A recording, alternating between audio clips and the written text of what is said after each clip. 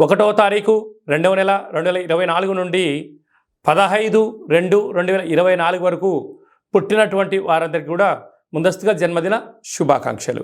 గతంలో వివాహం చేసుకున్న వారికి వివాహ వార్షికోత్సవ శుభాకాంక్షలు. ద్వాదశ రాశుల్లో గ్రహ గమనాన్ని ఒకసారి వీక్షింపచేద్దాం.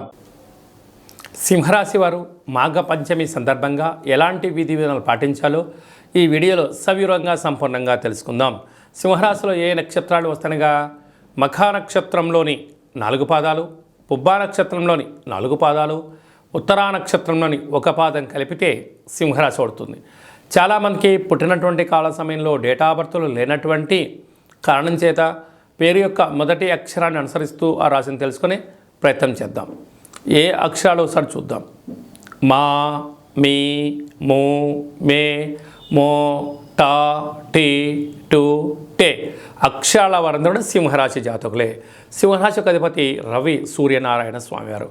వీరు ఈ మాఘ పంచమి సందర్భంగా అమ్మవారికి గోధుమలతో కూడుకున్నటువంటి పాయసాన్ని ఏర్పాటు చేయడం, కేసరి లాంటివి ఏర్పాటు చేయడం, ఎరుపు గాజులు, ఎరుపు పుష్పాలతో అర్చన చేసి అమ్మవారి యొక్క బొట్టును లలాటంలో ధరించడం వలన చదువు, జ్ఞానము, సద్బుద్ధి, సత్ప్రవర్తన వీరి సొంతమవుతుందని చెప్పి గమనించాలి.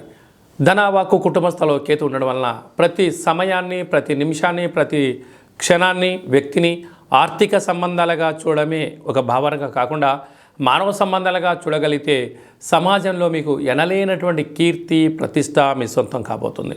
సంతాన స్థానంలో కుజుడు మరియు శుక్ర సంచార స్థితి ఉండడం వలన నూతనంగా వివాహమైనటువంటి దంపతులకు పుత్ర, పుత్రిక, సంతాన యోగము, పిల్లల యొక్క చదువులు, పిల్లల యొక్క అభివృద్ధిలో ఉన్నతమైనటువంటి విలువలతో కూడిన జీవితాన్ని ఇవ్వాలని మీ కోరిక నెరవేరబోతుంది.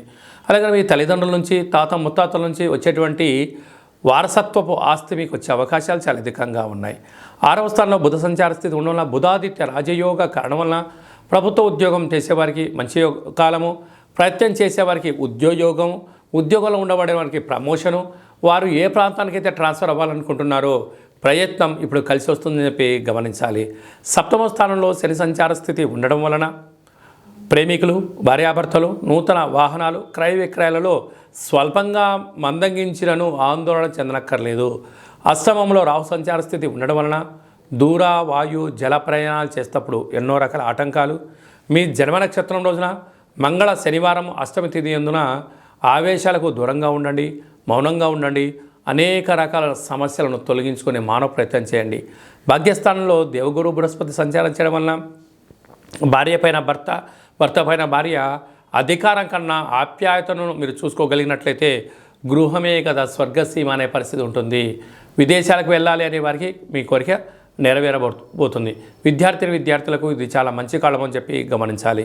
సాఫ్ట్వేర్ ఉద్యోగస్తులు, హార్డ్వేర్ ఉద్యోగస్తులు, స్వయం వృత్తులు, సేవా రంగాలు, వ్యవసాయ సోదరిమణులు, గృహ భవన నిర్మాణ కార్యక్రమం చేసే వారికి ఇది చాలా యోగదాయకమైన బంగారు రోజులు అని చెప్పి గమనించాలి.